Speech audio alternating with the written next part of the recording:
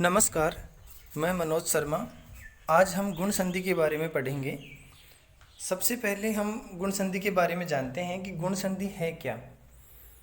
गुण संधि के लिए संस्कृत में सूत्र है आद गुण है, जिसका मतलब है यदि ए वर्ण का मतलब है ए या आ, इन दोनों में से कोई सा भी एक वर्ण हो और उसके बाद ई, उ, री, ली, अगर इन चारों वर्णों में से कोई सा एक वर्ण है तो दोनों के स्थान पर एक गुण आदेश हो जाएगा।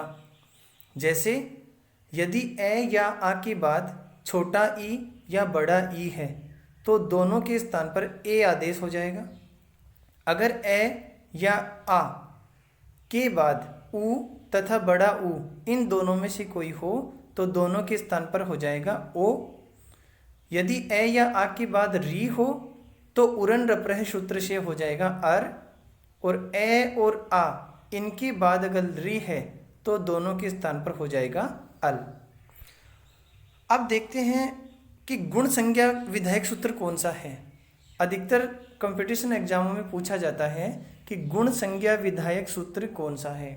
तो गुण संज्ञा विधायक सूत्र है अदेंग गुण है, और अदेंग का मतलब होता है ए और ओ। ये तीनों वर्ण गुण संज्ञक कहलाते हैं, जबकि गुण संधि का सूत्र है आद गुण है।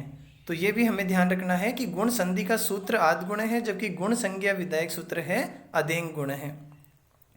अब उदाहरण देखते हैं हम। सबसे पहला उदाहरण है दिन प्लस ईश। तो दिन में जो न है, इस न के अंत में है ए वर्ण और उसके बाद है ई।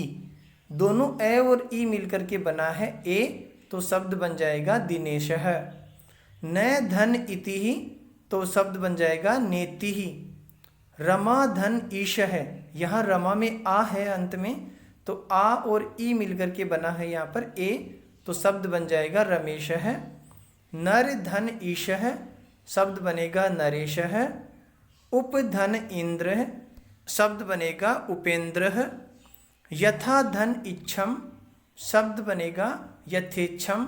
राका धन ईशः, तो आ और ई मिलकर के यहाँ बनेगा ए, तो शब्द बन जाएगा राकेशः। उ के उदाहरण देखते हैं। हित धन उपदेश। तो हित के अंत में तय के अंत में स्वर है अ और उसके ठीक बाद है उ, तो ए और उ ये दोनों मिलकर के बनेंगे ओ, तो शब्द बनेगा हितोपदेशः। सर्वधन उदयः, शब्द बनेगा शर्वोदयः। सूर्य धन उदय, शब्द बनेगा सूर्योदयः। परीक्षा धन उत्सवः, शब्द बनेगा परीक्षोत्सवः। पर धन उपकारः, और ए और उ मिलकर के यहाँ शब्द बनेगा परोपकारः।